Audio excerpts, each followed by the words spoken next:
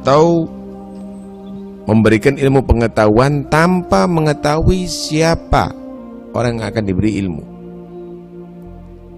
Gambarannya seorang dokter itu bukan dokter yang bagus adalah langsung berikan obat, tapi harus tahu pasiennya. Kadang-kadang obatnya lain walaupun sakitnya sama. Kenapa? Karena timbangannya lain, berbeda, umurnya berbeda. Karena itu seorang alim itu, yang dikatakan alim akhirah, ulama akhirah adalah tidak gampang, tidak mudah berfatwa, kecuali kalau sudah ada nas dari Al-Quran, ada nas dari hadits, ada qiyas yang jeli. Adapun dalam masalah-masalah yang belum dia mengetahui dengan pasti, dia menyatakan la adri. La adri. Kenapa? Karena tidak boleh ilmu itu berspekulasi, saudara. Menurut saya, nggak ada yang nurut ente. Nggak ada. Ente yang harus nurut. Bukan menurut saya, nggak ada. Inilah yang dikatakan al-ilmu thalatha. Itu adalah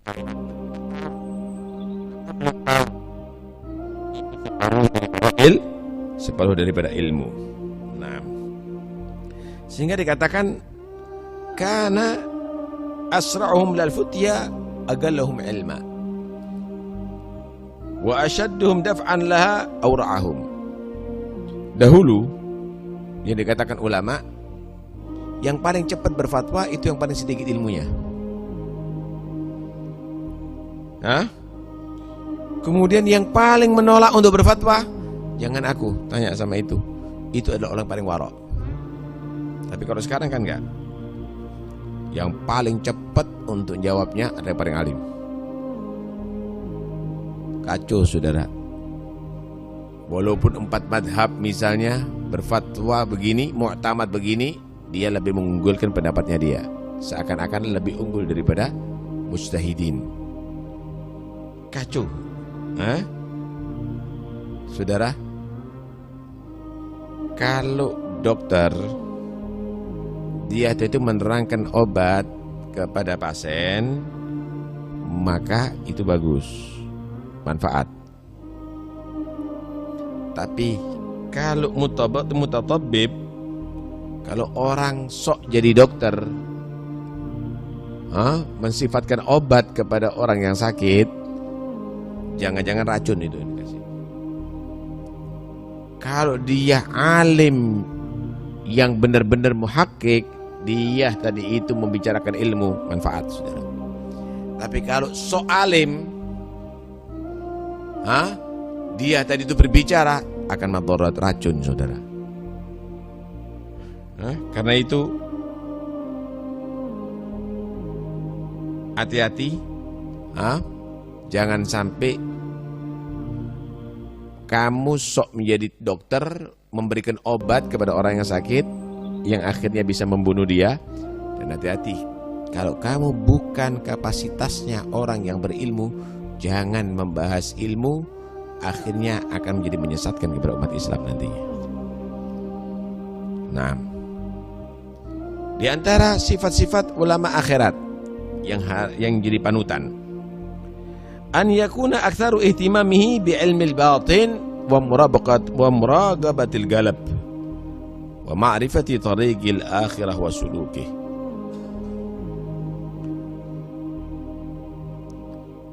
Pikiran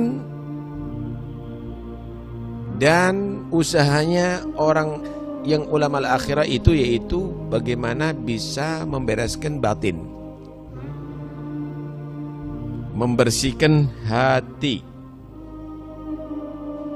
mengetahui jalur yang benar untuk keselamatan nanti ada di akhirat, mengajak manusia untuk supaya benar-benar taat kepada Allah, mengajak manusia untuk ibadah kepada Allah, jauh daripada maksiat kepada Allah, berzikir kepada Allah. Itu ciri ulama akhirat. Bukan nanti nggak apa-apa, ada gol kok boleh menjamak sholat tanpa udzur. Loh, kok ente tambah ngeracu gini? Walaupun itu adalah safar gosir, nggak ada masalah, ada gol. Ikut mazhab ini aja tanpa ada wali. Kalau mau nikah lagi birahi, Anda tidak boleh demikian. Ajarkan manusia itu supaya berhati-hati hatinya, takut kepada Allah, jangan sampai kepleset daripada orang yang haram. Awas, hati-hati. Ulama akhirat adalah ulama yang bagaimana menjadikan hati manusia itu bersih, takut, penuh takut kepada Allah, zuhud terhadap dunia. Begitu ulama akhirat. Karena itu Sahal bin Abdullah Tusturi pernah berkata begini, kharajal ulama wal ubbad wal zuhad minad dunya wa qulubuhum mughfala atau mughaffala. Ulama, orang ahli ibadah, orang di zuhud, banyak yang keluar daripada dunia, mati, meninggal, tapi hatinya tertutup. Kenapa tertutup dengan ilmunya? Hanya sekedar membahas ilmu-ilmu yang tidak ada gunanya untuk pembersihan hati. Walam tuftah illa qulubus siddiqin wa syuhada. Ternyata yang terbuka hatinya bukan hatinya orang yang alim, tapi orang siddiq. Orang siddiq ini orang yang benar-benar dia tadi itu patuh secara zahir dan patuh secara batin. Kalau hanya pembahasan fikih, pembahasan nahwu, pembahasan itu kadang-kadang bisa menjadi menutup hati itu. Ulama akhirat bukan itu yang dibahas. Tapi ulama akhirat yang dibahas adalah bagaimana bisa memperbagus hati. Hati itulah yang akan bisa membimbing manusia, saudara, untuk ke jalan yang Allah ridhai.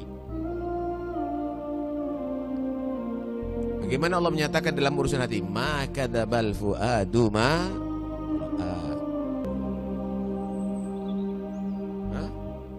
pandangan hati ini nggak pernah bohong, nggak pernah bohong. Pandangan mata bisa keliru. Karena itu Allah bahasakan orang yang buta itu bukan buta mata kepala, tapi mata hati. Inna la ta'mal absar walakin ta'mal qulubul lati fis sudur. Buta mata hati, saudara, tidak akan tahu jalan kebenaran, jalan menuju surga. Kalau sudah buta di dunia, buta di akhirat. Buta hati di dunia, buta hati di akhirat. Man kana fi yadi a'ma fa huwa fil akhirati a'ma wa adallu sabila. Disinilah ulama akhirat itu adalah mengajak manusia untuk bagaimana bisa mempunyai hati yang bersih, sehingga mengenal hak dengan hatinya, bukan mencari-cari gol hanya untuk ambisi duniawinya atau ambisi jabatannya. Disinilah Nabi menyatakan istafti qalbak wa in aftauk wa aftauk wa aftauk. Di antara tanda ulama akhirat an yakuna syadidal inayah bitaqwiyatil yaqin. Ulama akhirat itu perhatiannya adalah bagaimana memperkuat keyakinan. Apa itu keyakinan? Al yaqin wal iman kullu.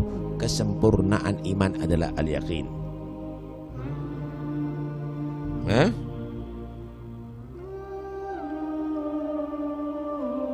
Bukan nanti membahas tauhid tambah membuat manusia kacau. Sok menjadi orang yang ma'rifat, tapi akhirnya membuat orang semakin meragukan kebenaran agama. Ulama akhirat tidak demikian. Ulama akhirat adalah bagaimana untuk manusia semakin pasrah terhadap Tuhannya, semakin percaya kepada Allah Subhanahu wa Ta'ala, dan seterusnya.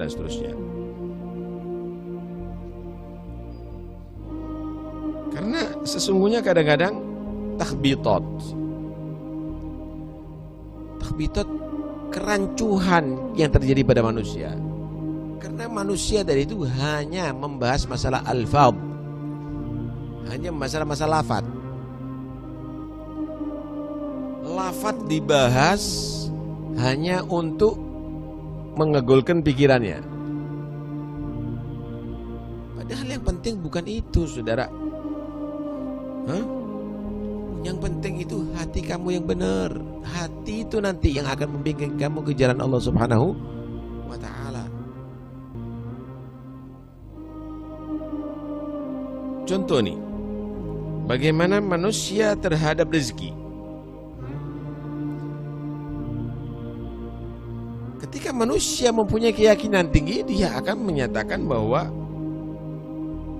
rezeki itu sudah diatur oleh Tuhan.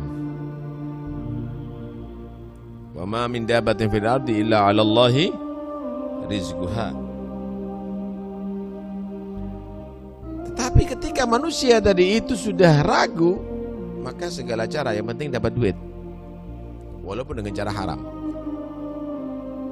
Kalau nggak begini ya kita nggak dapat rezeki. Ulama akhirat tidak demikian. Bagaimana memantapkan manusia itu dalam keyakinannya terhadap Tuhannya. Contoh lagi, ketika manusia berbuat baik, maka dia yakin akan dibalas dengan kebaikan Allah. Man ya'mal mithqala dzarratin khairan yara.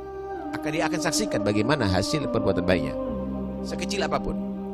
Wa man ya'mal mithqala dzarratin syarran yara. Dia yakin itu, sebagaimana dia yakin kalau saya makan saya kenyang. Kalau saya minum racun, saya sakit. Dia yakin. Akhirat itu ada, yaumuddin, yaumul jaza, hari pembalasan itu ada. Kalau saya berbuat baik, saya akan dibalas kebaikan sama Allah. Sehingga dia selalu melakukan kebaikan. Kalau aku berbuat jelek, maka aku akan mendapatkan siksa Allah. Dia akan takut berbuat kejelekan. Dia akan kehidupannya tawakal kepada Allah SWT. Jangan nanti kalau kamu nggak begini, bakal kamu akan begini. Yakin taat kepada Allah itulah kunci daripada lancarnya rezeki. Taat kepada Allah itu adalah kunci keselamatan dunia sampai akhirat. Begitu. Nanamkan begitu. May tawakkal 'ala Allah fahuwa hasbuh. May yattaqillah ja'ala makhrajan wa yarzuqhu min haitsu la yahtasib. May yattaqillah ja'alahu min amrihi yusra. Dan seterusnya. Begitu seharusnya. Di antaranya tanda-tanda ulama akhirat, ayyakuna hazinan munkasiran mutriqan samita. Nampak dari wajahnya takut, khusyuk. Dia selalu banyak zikir, banyak diam dalam permasalahan yang tidak berguna. Dia berkomentar. Tawaduknya nampak pada zahirnya, apalagi batinnya.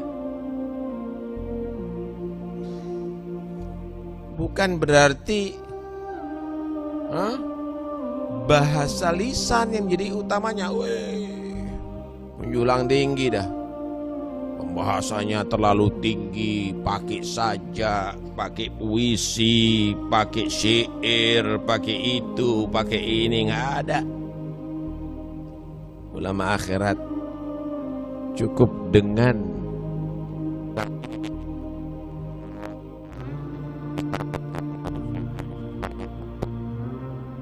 lari kepada dalam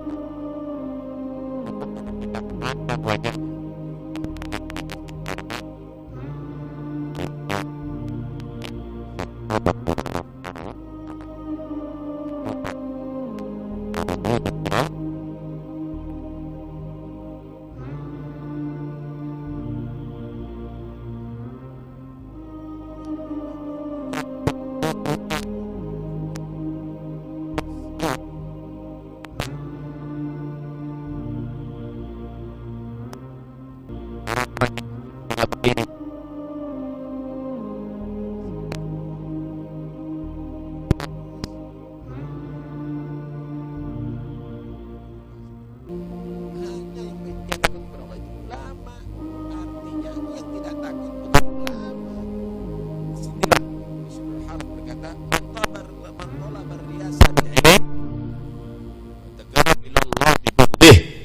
innahu maqitun fis sama'i